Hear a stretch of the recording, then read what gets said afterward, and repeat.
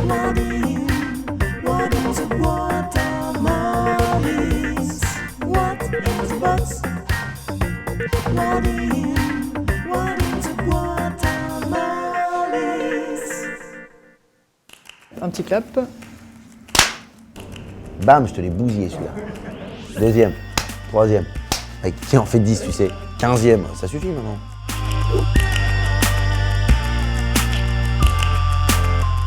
Hugo Becker, bonjour. Bonjour. Merci beaucoup de m'accorder cet entretien. Alors pour ceux quand même qui vivraient sur une autre planète, qui n'iraient pas au cinéma, qui n'auraient pas la télévision ou qui n'iraient pas au théâtre, on rappelle que vous êtes acteur, comédien.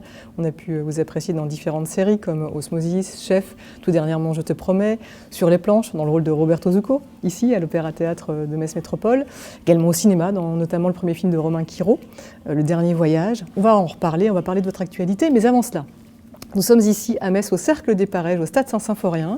Donc j'ai envie de vous demander, Hugo Becker et le sport, ça donne quoi? Le sport, Oui. Un concept qui m'est un peu lointain. Non, je plaisante. Je crois que ça parle de soi-même, non? J'ai un Athlète dans la peau. Véritable corps d'athlète. Non, je plaisante évidemment. Fan du FC Metz? Non, en réalité, je suis assez sportif et j'ai la chance que pour mon métier, j'ai souvent un peu la nécessité. Là, j'ai fait un film qui s'appelle Pilote de Paul Doucet où j'ai travaillé avec des gens du GIGN. Donc il y a souvent des moments ou des choses qui nécessitent d'être en forme physique. Après, on le fait ou on le fait pas. Ouais. Moi, ça me plaît. Et ça me donne un bon prétexte pour rester en forme. Donc, non, globalement, je suis assez. J'aime bien. Après, là, on est effectivement au Stade Saint-Symphorien. Le football, c'est pas le sport dans lequel j'excelle le plus. On va pas se mentir. Même si j'aime bien regarder. D'ailleurs, je suis le FC Metz. Mais le foot, j'ai pas été. D'ailleurs, quand j'étais enfant, j'ai fait un peu de foot et je suis passé vite au rugby parce que je faisais un peu trop de fautes au football. Je visais parfois plus les jambes que le ballon, je crois, et du coup, ça se passait pas super bien au foot. Mais voilà. D'accord. Alors parlons plutôt de ce qui vous anime, le cinéma, le théâtre. Vous avez suivi des cours au conservatoire, au cours Florent, à la Royal Academy of Art of London. Mais quel est peut-être votre premier émoi cinématographique ou théâtral? Ce qui fait qu'à un moment vous vous êtes dit là, waouh, moi j'ai envie de faire ce métier. Oui, j'ai une formation théâtrale, mais je crois que je serais. C'est deux choses différentes. Au théâtre, c'était la Comédie Française. Je crois que c'était mon grand-père nous avait offert des places. On était à la Paris, à la Comédie Française. Je crois qu'on avait vu Les Femmes Savantes, il me semble.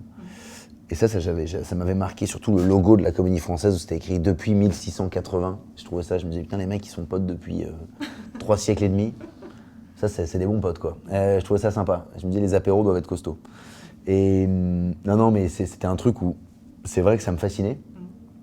Et au cinéma, il me semble que ça doit être Vol au tunnel de coucou. Ça, c'était un des premiers frissons, ouais. Frisson, je sais pas, mais c'est un film qui m'a marqué, Vol au tunnel de coucou. Ça et Will Hunting, c'est des films que j'ai beaucoup vus. Je les ai vus beaucoup de fois.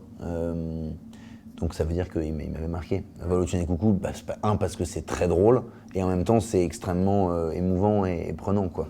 Vous vous êtes toujours dit que vous alliez embrasser cette carrière, que c'était ça qui allait vous coller à la peau? Oui, c'était quelque chose qui m'a toujours fait rêver, parce que j'étais très curieux, j'avais du mal à choisir ce que j'allais faire de ma vie. Et très jeune, je me disais, en fait, j'ai pas envie de décider d'un truc, me dire je vais faire ça et pas ça, quoi. Et du coup, ça me donnait un peu, je pense que ce métier-là est regroupé, c'est un art qui regroupe plein d'autres, qui ouvre plein de possibilités et qui donne un peu l'illusion d'avoir plusieurs vies. Donc je crois que ça me plaisait, en fait. Ça me paraissait, du coup, de pas vraiment fixer de limites. Oui, c'est ça le plaisir, c'est d'endosser des personnages très différents, aux opposés les uns des autres. Oui, clairement. Et d'apprendre à chaque fois. Et la préparation, ce qui est le plus intéressant, c'est la préparation. Par exemple, j'ai joué un footballeur, alors que je suis, comme je vous le disais, c'est pas le sport dans lequel j'excelle. Et j'ai eu 1 mois et demi d'entraînement avec des footballeurs à Charlton, et c'était génial. Et j'ai joué à la mi-temps d'un match d'Arsenal à Emirates. Donc devant, il y avait un stade plein de 70 000 personnes, c'est fou comme expérience de vie. Ça, j'aurais jamais eu cette occasion-là.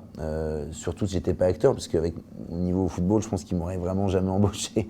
Donc, si on fait la prépa sur les personnages et sur les rôles, ça permet ça. Et moi, c'est ce que je préfère, donc je le fais souvent. Vous avez une manière plus particulière? Que je me demande. Comment? Vous avez une façon particulière de travailler, peut-être des rituels que vous mettez en place? Non, mais c'est-à-dire que j'impose du temps pour pouvoir le faire. C'est-à-dire, par exemple. Il y a peu de temps, j'ai fait un rôle qui nécessitait de l'équitation et de l'escrime, mais je m'entraînais tous les dimanches, toute la journée.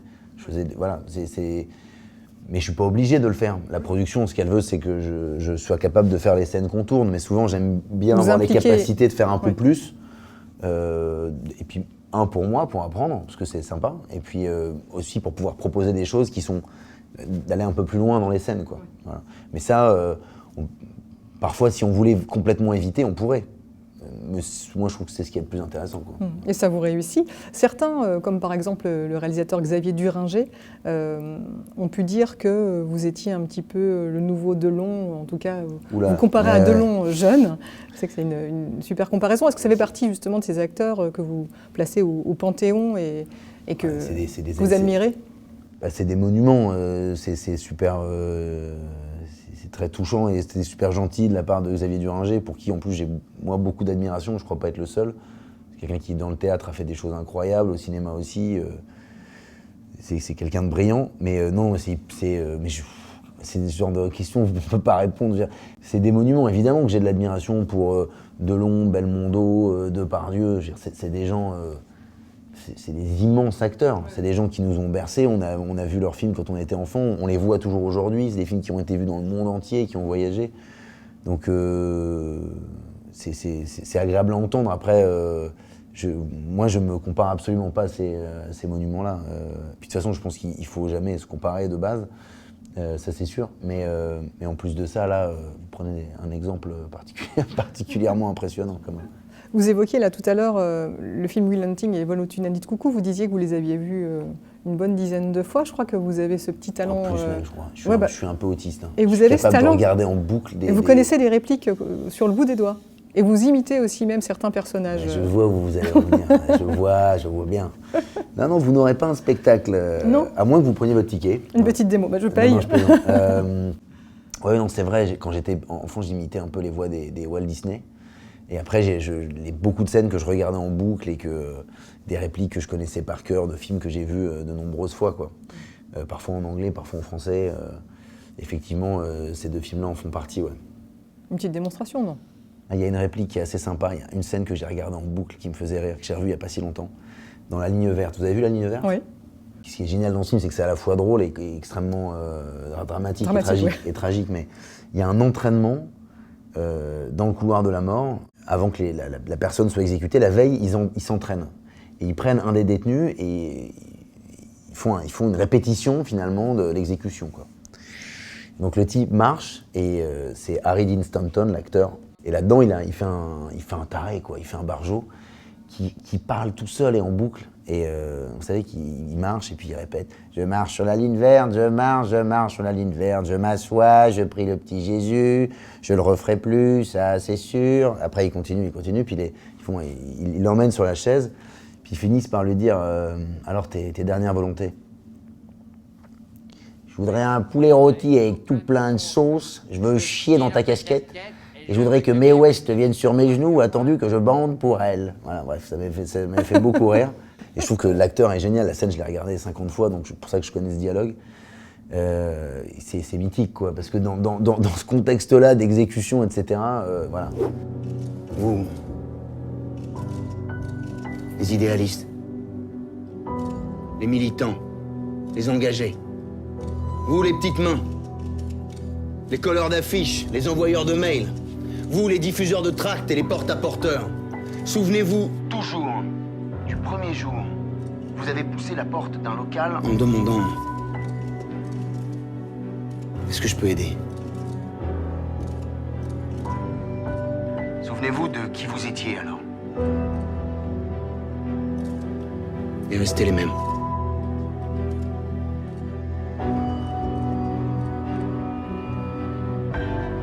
Restez les mêmes.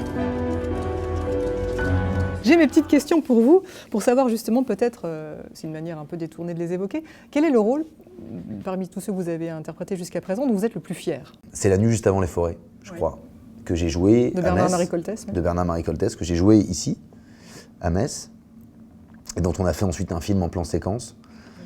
Déjà parce qu'en travail de comédien, c'était assez fou, parce qu'on se plonge pendant 1h30 dans un texte d'un type qui est un laissé pour compte, qui fait que des digressions, qui est complètement... qui est clairement éméché, plus qu'éméché même, et puis qui est brisé aussi. Parce que je suis comme ça, moi. Moi, j'aime pas s'il vous rappelle que vous êtes étranger. Moi, je peux aimer que sur les ponts et les berges. Je peux parler que sur les ponts et les berges. D'ailleurs, je suis comme mort. Moi, mon nom, c'est Mama. Mama, Mama, Mama!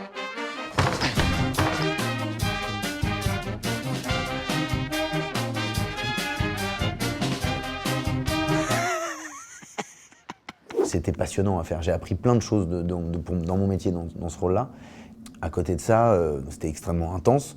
Mais en plus, le sujet et ce que ça raconte, ça me plaît énormément en fait. Si on écoute le texte, on se pose des questions quand même de comment on fonctionne en société, voilà, et qui on est aujourd'hui, comment on vit, mais ce qu'on pourrait devenir. Je trouve que cette pièce, c'est un rappel à l'ordre qui est important en fait, et d'avoir souvent en tête. Donc voilà pourquoi j'aime beaucoup ce rôle-là aussi. On vous retrouvera bientôt sur les planches ici, à Metz, à l'Opéra? Ouais, en fin d'année, normalement. Toujours avec Paul-Émile Fourny? Toujours avec Paul-Émile Fourny, parce que je le déteste. Non, ça va être. Je me réjouis à l'avance. C'est souvent.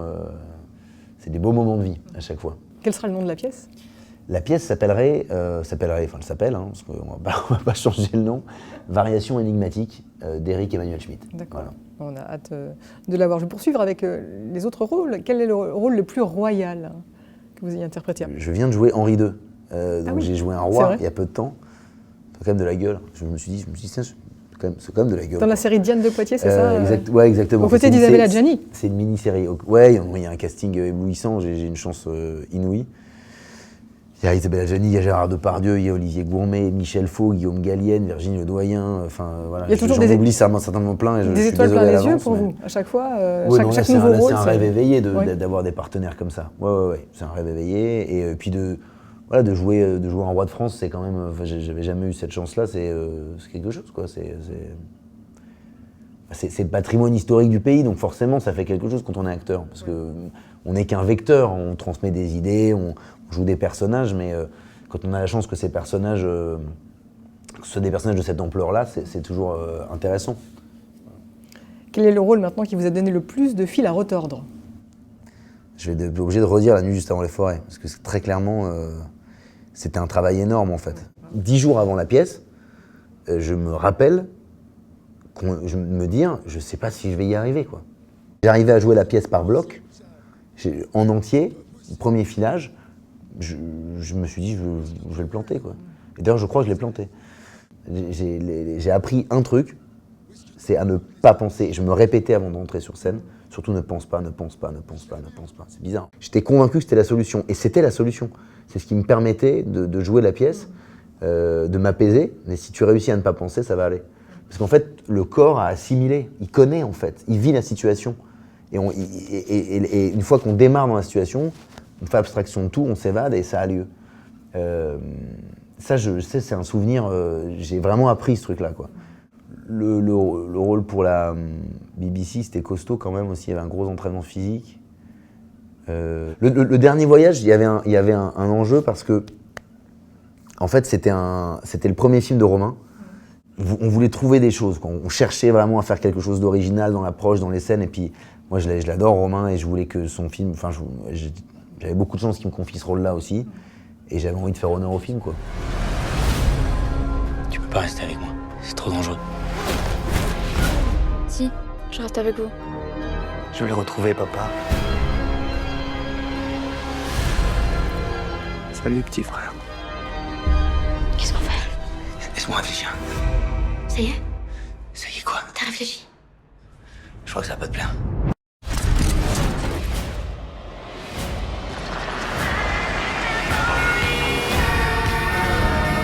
La lune rouge, c'est pas la première fois que sa trajectoire croisait celle de la Terre. Chaque fois, ça correspond à des bouleversements. Mais t'es aveugle ou quoi? C'est pas une coïncidence.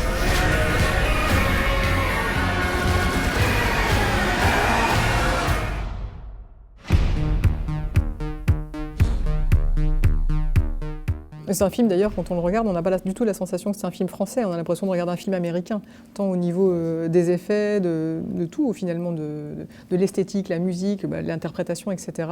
Il nous a vraiment emmenés dans un autre univers. C'est assez rare d'ailleurs dans le cinéma français. Bah oui, il serait content de vous entendre, parce que c'est vrai qu'il a bossé comme un fou pour ça, et il a gagné le Méliès du meilleur film à Sitges. Le film a très bien marché en France, alors que c'était un moment de la réouverture. Après, il y a une poésie, je trouve, dans son film. C'est qu'il a, il y a à la fois une esthétique et une qualité Ouais, c'est esthétique, remarquable. voilà, et en même temps il y a une poésie, et du coup même s'il y a beaucoup d'hommages, il s'agissait dans les personnages de trouver quelque chose d'un peu différent, de ne pas tomber dans les choses qu'on a déjà fait, de vraiment lâcher prise à des endroits, voilà, il y avait une vraie recherche, un vrai travail, donc oui, en ça il y avait quand même un peu de fil à retordre, ouais, là-dedans. On s'est beaucoup préparé aussi. Voilà. Venons-en maintenant à votre actualité. Ouais. Vous interprétez le rôle de Paul dans la série Je te promets, qui est un remake de la série américaine This Is Us. Je dirais adaptation. Ah, pardon. J'y tiens, mais non, mais on joue sur les mots, mais ceci dit, c'est important parce que souvent un remake c'est refaire. Donc souvent, parfois on refait plan par plan. Ouais. On refait exactement les mêmes plans. Et là, il y a vraiment un Oui, il y a travail un vrai d'adaptation. travail. Ouais. Justement, c'était un vrai défi que de se lancer dans l'adaptation de cette série qui a connu un gros succès aux États-Unis. Ouais, Sur TF1, ça a cartonné. ouais. Comment vous avez appréhendé le scénario et le rôle quand vous l'avez eu entre les mains? Parce que c'était un sacré défi, aussi bien pour la production que pour vous, j'imagine. Ouais. Alors moi, je l'ai pas lu, le scénario. Je plaisante. Imaginez le mec qui a rien fait, qui travaille pas. Moi, j'ai pas lu le scénario et j'avais pas vu la série. Je savais pas trop ce que c'était. Puis on m'a dit voilà ce que c'est. Non, comment j'ai appréhendé ça? Bah, évidemment avec beaucoup de précautions, parce que c'est une série brillante. La série américaine, elle est brillante. Donc on est obligé de réfléchir à est-ce que l'adaptation a du sens? Est-ce qu'elle va potentiellement être réussie? Est-ce qu'on a les moyens pour la réussir? Et enfin, est-ce qu'on a les qualités pour interpréter le rôle? Pour répondre à toutes ces questions-là, quand j'ai lu les scénarios, j'étais rassuré. J'étais rassuré sur la volonté de faire quelque chose qui soit une vraie adaptation, dans la volonté de faire quelque chose d'exigeant pour que le projet, pour justement qu'on ne le compare pas et qu'il soit différent, mais qu'il soit de qualité et qu'on sente le travail qui est fait derrière. Et jusqu'à présent, ça a été le cas, donc j'étais ravi. Et après, en ce qui concerne moi ma partie, ma prestation, entre guillemets, c'est sûr qu'on se pose des questions quand même, parce que les acteurs en face, ils sont extrêmement brillants. Il s'agit de pas se comparer, mais de faire quelque chose, d'être sûr qu'on puisse faire quelque chose d'intéressant. Et après, moi, j'aime bien prendre des risques. Donc j'avoue qu'un personnage comme ça, aussi intéressant à jouer en termes d'époques différentes, en termes d'intensité de scène, et puis les valeurs qu'il véhicule, et également les traumatismes qu'il a et les fêlures, c'était beaucoup trop intéressant à plein de niveaux pour refuser un tel cadeau, quoi. Voilà. C'est vrai que votre personnage, il est un petit peu, c'est un peu le mari idéal, le père idéal, outre le fait qu'il ait parfois des petits problèmes d'alcoolisme. Est-ce que c'est le type de père que vous aimeriez être? Alcoolique? Ouais, moi, c'est un truc qui me... D'ailleurs, si on pouvait m'en mettre une petite vodka, les gars, là. Parce que je commence à m'assécher un petit peu. En tout cas, il est certain qu'il y a des qualités qu'il a, que j'aimerais avoir, ou en tout cas, je trouve qu'ils sont inspirantes, ça c'est sûr. Mais après, là où il est particulièrement intéressant, c'est qu'il a évidemment des défauts. Et plus la série avance, plus on les découvre. On a tous des défauts. On a tous des défauts plus ou moins gros, plus ou moins... c'est qu'est-ce qu'on en fait, en fait. Qu'est-ce qu'on en fait et comment on fait vis-à-vis de notre entourage pour les préserver. Et c'est là-dessus que moi, que j'aime ce personnage. C'est pour sa combativité, en fait. C'est vrai que ces défauts, ils se révèlent davantage, peut-être même dans la saison 2. Bien sûr. J'ai eu la chance déjà de voir quelques épisodes. En fait, dans la saison 2, il se révèle aux autres. Oui. Le spectateur, il avait accès aux choses. Il y avait des indices qui sont révélés progressivement, et c'est ce qui est assez intéressant. Il y a pas mal de surprises, c'est-à-dire qu'on peut s'attendre à certaines choses, et puis en fait, c'en est d'autres. Mais c'est assez bien fait, je trouve, ça. Parce que les choses se répondent. Le puzzle est vraiment bien construit. C'est pas, on met des indices, puis en fait, quand il s'agit de résoudre les choses, ça se fait plus écho, ça marche plus très bien. Non, c'est très très bien construit là-dessus. Oui. Le pari est là d'ailleurs. Ça, je rassure les gens qui regardent, on ne peut pas être déçus là-dessus en tout cas. Après, il faut aimer cet univers, qui est un univers familial, qui est... moi, je trouve ça, je trouve que c'est bien qu'il y ait une série sur la famille qui soit pas que dans la comédie, trouve que c'est intéressant parce qu'en fait, comme vous On pleure disiez, beaucoup. Moi, personnellement, j'ai pleuré à tous les épisodes quasiment. ouais, parce que je pense que c'est des choses qui nous touchent tous. Ouais. Mais qu'on on a rit, on vécues. rit aussi. On rit aussi. C'est ça aussi peut-être le tour de force de cette série finalement, c'est qu'elle touche à une thématique universelle qui est celle de la famille. Et en plus, en nous plongeant dans les années 80, on est dans les souvenirs, le revival, etc. Et c'est peut-être ça qui fait sa force. Quel est le secret de sa réussite? Je pense que les 5 personnages qu'on suit, ils permettent en fait de passer d'un univers à un autre et de se confronter à différentes épreuves de la vie, différents caractères, différentes passions, différentes façons d'appréhender la vie, différents défauts aussi qu'on peut avoir. Donc je crois que c'est ce qui permet de s'identifier et c'est ce qui fait qu'on est touché. Je pense qu'à travers cette espèce de kaléidoscope de personnalité, on a forcément accès à quelque chose qui nous parle, à nous. Donc je crois que c'est pour ça que ça fonctionne, c'est qu'on s'identifie à un endroit ou à un autre. J'ai toujours voulu le meilleur pour mes enfants. Tous ensemble, heureux, en bonne santé. J'ai retrouvé mon père biologique. Mais qu'est-ce que tu fais? Tu le ramènes à la maison. Je sais pas pourquoi je fais ça. Nos enfants, ils sont chez nous. Comment j'ai fait pour en arriver là? Maud, t'es la personne la plus importante de ma vie. Évoquons à présent rapidement vos projets, et notamment un qui vous tient particulièrement à cœur, puisque vous allez passer à la réalisation pour un projet de film oui. qui va se dérouler ici, chez nous, en Moselle. Je ne vais pas en prononcer le nom parce que mon accent est déplorable, mais je crois que c'est vraiment une histoire intime que vous souhaitez nous livrer au sujet des facteurs de guerre. Oui, tout à fait. Ça s'appelle Comme Bald Wieder. Donc c'est un thriller sur des facteurs pendant la Première Guerre mondiale. C'est une histoire de par mon héritage familial où en fait j'ai, non pas en tant que facteur, mais voilà, de par des gens, mon grand-père, mon arrière-grand-père qui ont soit été soldats, soit qui ont été dans la résistance. Et du coup, la Première Guerre mondiale, c'est un sujet qui m'intéressait énormément. Et en ayant accès à des correspondances, à des courriers, je me suis rendu compte à quel point c'était énorme, la ligne de vie qui était mise en place entre l'arrière et le front. Il y a eu 4 milliards de courriers échangés pendant la Première Guerre mondiale, 4 milliards, enfin, c'est un truc de dingue. Et c'était le seul moyen de communiquer. Donc les enjeux, ils étaient colossaux. Et je trouvais ça intéressant de creuser ce sujet-là, sans en faire un documentaire, mais plutôt trouver un axe comme un axe de thriller pour intéresser les gens à cette thématique. Ouais. Donc tout va se tourner ici. Vous avez déjà Tout va peut-être se tourner aussi dans le Grand Est, ouais. le casting. Est-ce que vous serez à l'écran ou pas? Tout est en cours. Comment? Est-ce que vous serez à l'écran ou pas? Ou est-ce que vous vous mettez Non, derrière la caméra? A priori, je vais simplement réaliser. Peut-être que je ferai un petit truc dedans, mais c'est pas forcément l'idée. Et voilà, là, on est en repérage. On voit d'ailleurs des tranchées cet après-midi. Donc, voilà. Le fait que ça soit en Moselle, c'est votre terre. Hein. On est ici à Metz. Ouais. Quel lien peut-être vous avez ici avec cette région? Qu'est-ce que vous aimez? Qu'est-ce que vous direz aux téléspectateurs d'aller où, à quel endroit peut-être? Ah, elle venait déjà à l'Opéra Théâtre de Metz. Oui. Ça, c'est une bonne idée. Déjà une bonne idée. Et c'est qu'une heure de TGV de Paris, c'est facile d'accès. En tout cas, vous êtes fidèle à cette région. Très. Ouais, bah c'est chez moi, quoi. Alors avant de conclure, rapidement, je vous ai réservé un questionnaire autour du dernier voyage. C'est pour faire écho à votre film, celui de Romain Quiraud. Faites un dernier voyage avec la personnalité de votre choix, vivante ou décédée, histoire de passer un bon moment. Quelle est cette personnalité? Je ne vais pas citer une personne, mais ce qui est sûr, c'est qu'il y a des activistes, il y a des gens qui font vraiment des trucs extrêmement concrets avec qui ça me plairait énormément d'échanger pour avoir accès à déjà à leurs connaissances et apprendre des choses. Et puis surtout avoir accès à leur engagement. C'est des gens qui sont fascinants et passionnants. Il y en a plusieurs, donc je ne vais pas vous énumérer les gens, mais c'est avec qui ça me plairait de passer du temps, ouais, très clairement. C'est noté. Faites maintenant un voyage intérieur et dites-moi ce que vous aimez et ce que vous n'aimez pas chez vous. S'auto-proclamer ou se donner des qualités, c'est souvent un peu prétentieux, quoi. J'ai un peu de mal, mais... Ou simplement ce que vous n'aimez pas. Bon, en même temps, je serais hypocrite de dire l'inverse. Je pense être quelqu'un de combatif. Ça, c'est clair. Et ça, c'est un truc que j'aime bien. C'est un truc que j'aime bien. Avoir de l'énergie et se battre pour des choses qui font sens. Qui me font sens, en tout cas.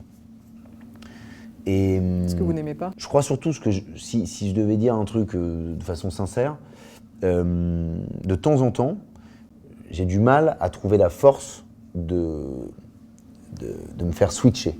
C'est-à-dire qu'il y a des choses qui peuvent m'atteindre émotionnellement et je trouve que j'aimerais de temps en temps avoir la force de me relever plus vite. Ou alors, je me relève toujours, c'est pas tant me relever plus vite, mais que ça passe plus vite à l'arrière du rétroviseur. Vous savez, on dit souvent que les choses, on les a devant soi, puis ensuite dans le rétroviseur, puis ensuite tout au fond. J'aimerais bien que les choses parfois passent plus vite. Et j'essaye, je fais en sorte. C'est pas toujours évident, pour être tout à fait honnête. Mais ça, j'aimerais bien. J'aimerais bien avoir, je sais pas, une solution, un mot magique ou quelque chose. La dernière et ultime question. Colette écrit « Le voyage n'est nécessaire qu'aux imaginations courtes. J'imagine que la vôtre d'imagination est débordante. À quoi rêve Hugo Becker aujourd'hui ?» Là, je rêve d'une petite bière. Oui. Petite bière. Bon, on y va, on va la boire ensemble. Non, à quoi je rêve d'avoir la chance de vivre 250 ans, peut-être même plus, 1000, 2000 ans, 3000. Non, j'ai la chance de rencontrer plein de gens passionnants, de vivre des expériences qui me plaisent. J'espère que là, je vais avoir la chance de retravailler avec Paul-Émile ici, au théâtre. C'est quelque chose qui me plaît beaucoup.